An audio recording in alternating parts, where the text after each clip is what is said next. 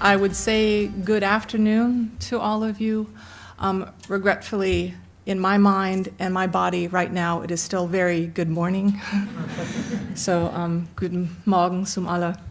I'm here from the General Services Administration, which is a federal agency that does public procurement for the U.S. government. We are broken into two activities within the General Services Administration. One side of our activity is that we help do the procurement or the buying for all of the other federal agencies within the government. So the U.S. federal government spends approximately $500 billion. GSA takes about 12 to 14% of that. So we do anywhere from $60 to $66 billion a year through our procurement side. We also are responsible for the majority of the real estate that the U.S. government uses. For all of the government people that are in the other agencies, we either do the leases or we help facilitate building the buildings or we redo the buildings. So that's the public building services side. So I speak to you today about the impact that we can have at scale, both through the anywhere to $66 billion a year that goes through us for purchasing, for public procurement, and also, of course, the impact that we can have on buildings. So what is driving the U.S. government? For those of you who may not know, we did have an executive order that came out in October of 2009, Executive Order 13514. And for those of you who are not as familiar with how our actual direction goes in the government, we obviously have the Constitution. We try not to play with that very much. We then have, by degree of ease, one could say, statutes, regulations, and then you see there executive orders. So a president can do an executive order without having to go to Congress to get that passed. So President Obama did the Executive Order 13514 in October of 2009. I do want to say that executive orders can be rescinded or they can be changed by any incoming government. This executive order said a lot, but one of the important things I've tried to pull out here. The first is dealing explicitly with greenhouse gases. And in particular, all federal agencies within the U.S. government must now capture or do a GHG emissions inventory. Scope 1 and 2 is required. We worked with the World Resources Institute to develop our own protocol for our inventories. Scope 3, there are only some portions of Scope 3 that are required. One of the voluntary portions of Scope 3 is supply chain. I mention this because part of my role in GSA is to actually work on moving our suppliers to be more sustainable, and in particular to get them to both complete greenhouse gas emissions inventories and to also look at greenhouse gases within their supply chain. So the executive order caused all of our agencies to do inventories, which is a pool to try to get all of our suppliers to complete greenhouse gas emissions inventories. It also had us focus on what we call sustainable acquisition, which doesn't only look at greenhouse gases, but also looks at other environmental impacts. And in particular, it looks at the federal government as the end consumer. So the fact that when one of our individuals makes a buying decision, the dollar value of that is in the millions. So when we try to influence their buying decisions, what we're trying to do is actually use public money to create markets for environmentally preferable products. So that's just kind of a grounding of what we do. So why is the United States not farther along with sustainable acquisition? There is that small matter of currently it is a bit challenging to talk about climate change in the United States. We'll just leave that right there. As well as the fact that we can't talk about the thing that we're talking about here, there is the challenge that we've had other regulatory activities, and they have been very siloed. So we have great direction to pay attention to environmental impacts by our procurements or by our buying patterns, but they have been singular impacts.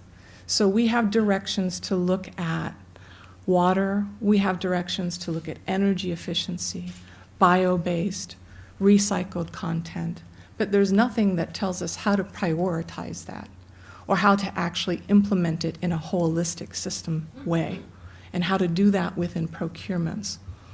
So that is one of the challenges. Obviously, also looking at environmental impacts is only one consideration when we make our buying decisions. There are other requirements. There's a very large book called the Federal Acquisition Regulations, the FAR, and those have all of the other requirements in there that when you are a public procurement person, same as other countries, you need to pay attention to those. So there's sometimes the question, since there's no direct prioritization, what do I pay more attention to? The environmental impacts of my procurement decision, the other requirements, or of course, what is on anybody's mind, the cost. So what we're trying to, and what I'm talking to you about today is contrary to what you might have heard about trying to get to a very exhaustive level of detail on products and their greenhouse gases, we're actually trying to rely on increasing sustainable acquisition through labels and standards. But of course, the problem for us has been the challenge of that there are so many, and actually what they mean and how much you can rely on them. So what we have done is I manage what's called the Section 13 Environmental Product Standards and Eco-Labels Sub-Working Group. I don't believe that you can work for any government without having a name that is about this large for whatever you do. So this is one sub-working group of a larger group that I chair that actually looks at how do we leverage public procurement within the United States to impact the suppliers that sell to the U.S. federal government. I'd like to point out that the top 200 suppliers to the federal government are mostly multinational firms. So unless there are many firms that like to actually build two supply chains or two production mechanisms, it tends to be if they sell to us and wish to continue that we have the capacity to actually influence those production lines and those supply chains in a positive way. And that's what we're seeking to do. So what this particular sub-working group is doing to further sustainable acquisition, which is not only looking at the greenhouse gases associated with products, but is also looking at addressing other environmental impacts, is to develop a set of guidelines on how we pick which environmental product standards or labels will be used in the U.S. procurement process. And by that I mean not only through GSA, the organization I represent, but also another large organization that does a lot of buying and also is our largest client, which is the Department of Defense. So these guidelines would be applicable to both of those buying entities. And when you look at GSA and DoD together, you're looking at close to 60% of all of the federal money that gets spent every year. So it's a big portion of about $500 billion.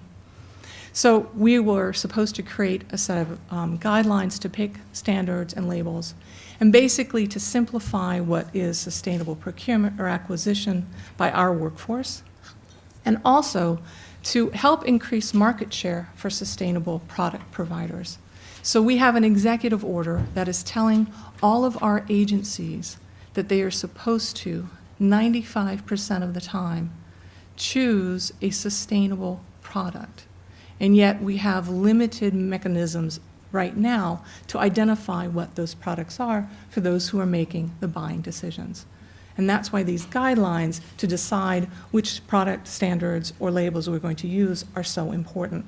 And we think that it's actually a beneficial opportunity for the companies who are investing in making more sustainable products.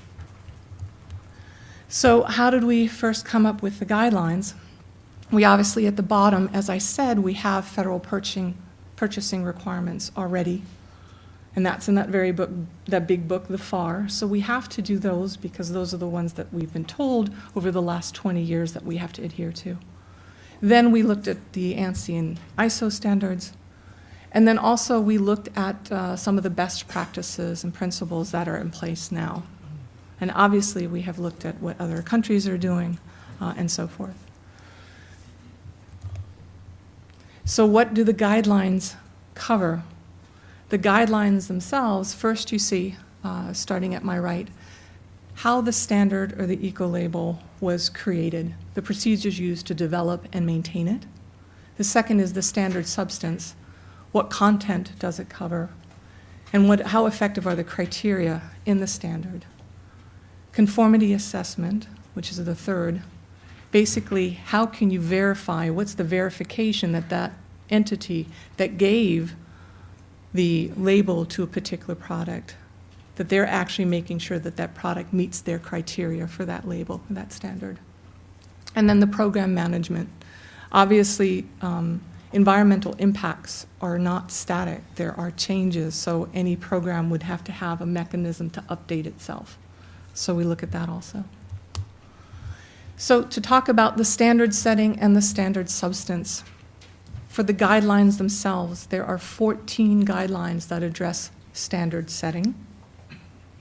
And you would not be surprised that obviously we're looking at balanced participation in a standard or a label, the transparency of the process, whether or not consensus was reached. We want to have consensus-based standards or labels, the due process in the appeals process.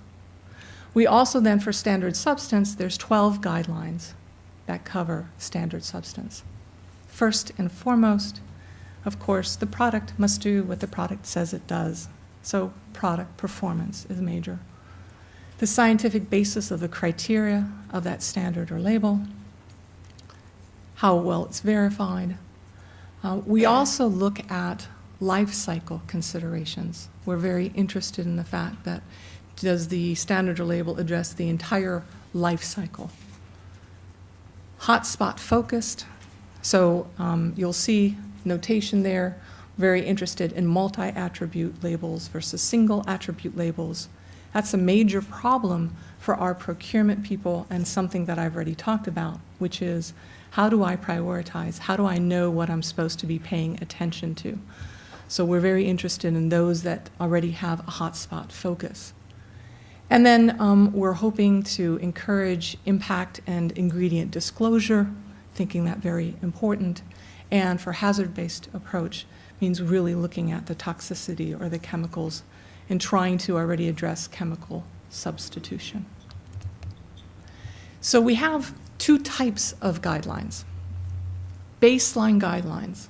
So basically, if we're going to use that standard or label in the federal procurement process, it needs to adhere to the baseline guidelines.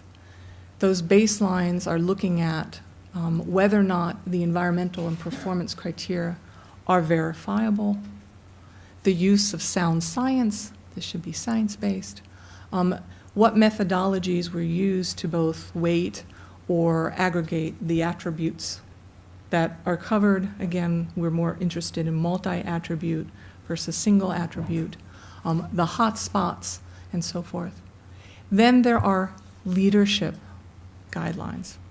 So our discussion is on any standard or label we use has to meet the baseline, but there are leadership ones in which we hope to actually move market sectors where we're applying these forward.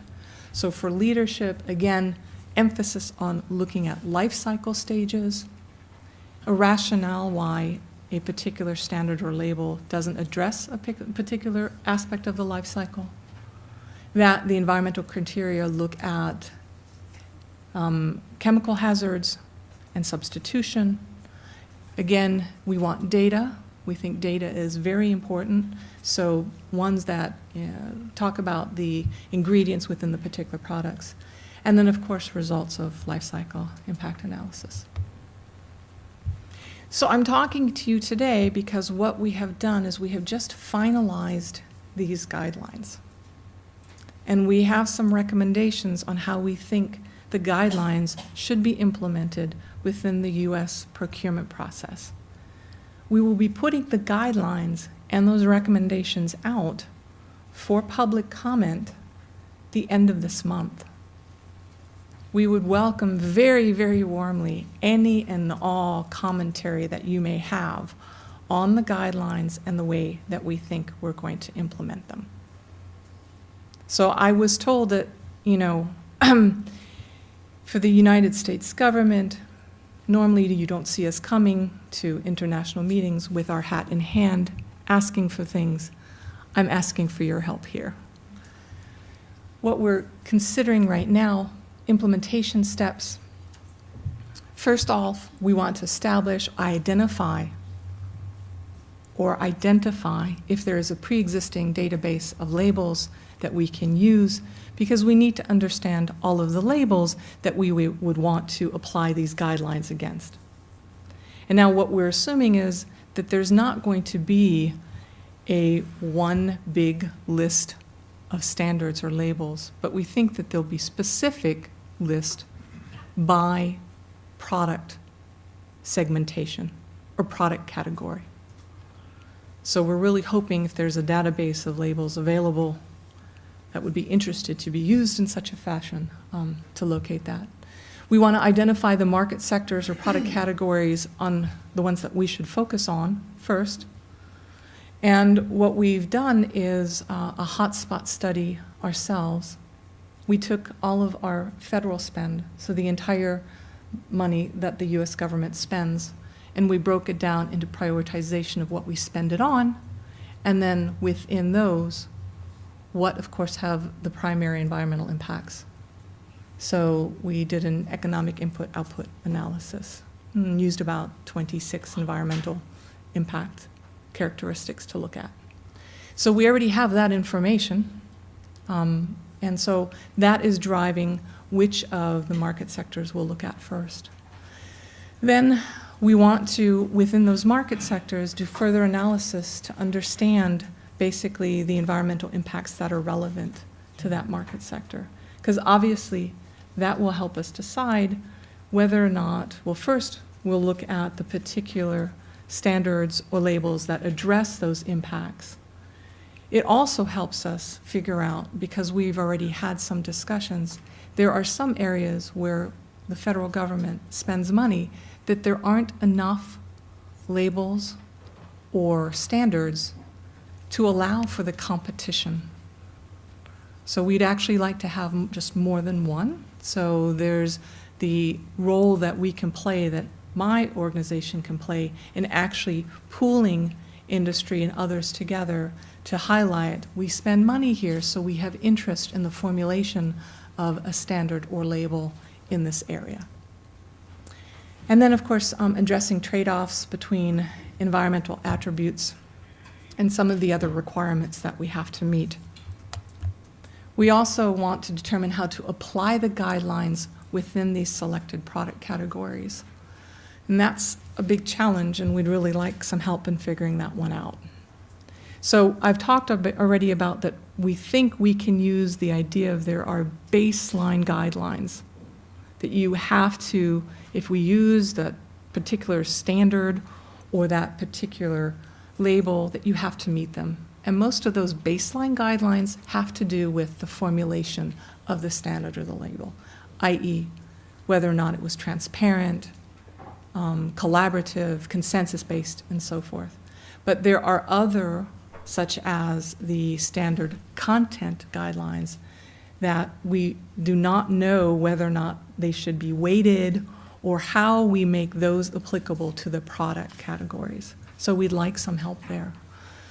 Then, basically, what we do, I always like talking about this in meetings, because what I do is I explain to my colleagues that the process is we slap them on, shake them up, and out comes the standards and the labels. So we then put those on a list, and of course this hopefully helps are people who make daily buying decisions to move forward in doing sustainable acquisition. That is the desired outcome. So, as I said, we're trying to figure out how to decide the use of these guidelines. And there's not only how do we use them in the particular product sectors or categories, but also how do we use them across the government? And we haven't come to a decision yet, and that's open for comment and suggestions. The first is to allow each agency to do their own thing. You may have noticed the United States is a bit focused on being individualistic, so it's not surprising that somebody would suggest we all do our own thing.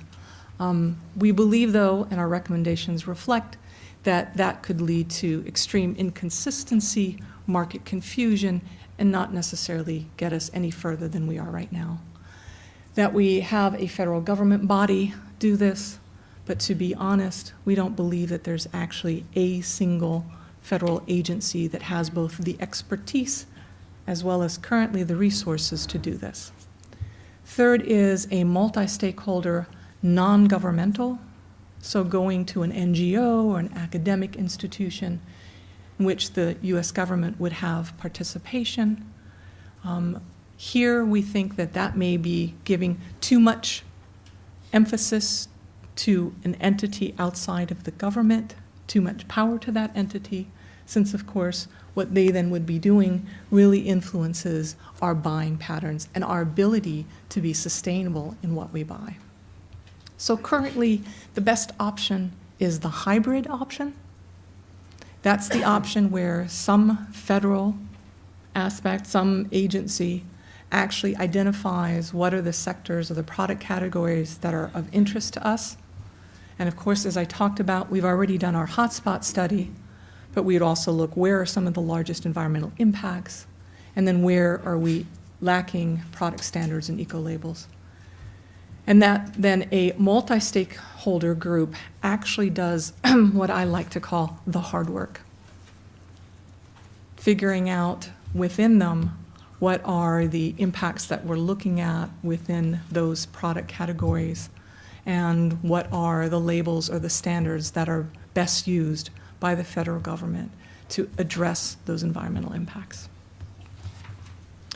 So in closing, what we actually really are trying to do and what we're emphasizing is that you see at the bottom of the screen, we're trying to get high quality and credible data.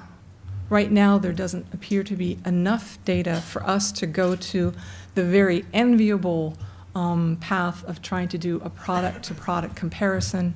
We did talk to our suppliers about doing something like that, and as you said, that was a very loud no. For the guidelines, we think that that moves us forward, though, that in essence, when you have the guidelines and if we apply them appropriately, we really maximize the use of third-party or non-governmental standards and labels. And that basically the guidelines will simplify our acquisition process and basically hopefully result not only in greenhouse gas reductions, which is my specific focus, but also in the cost savings that we think that paying attention to energy results in, risk mitigation, and so forth. So thank you very much for this opportunity.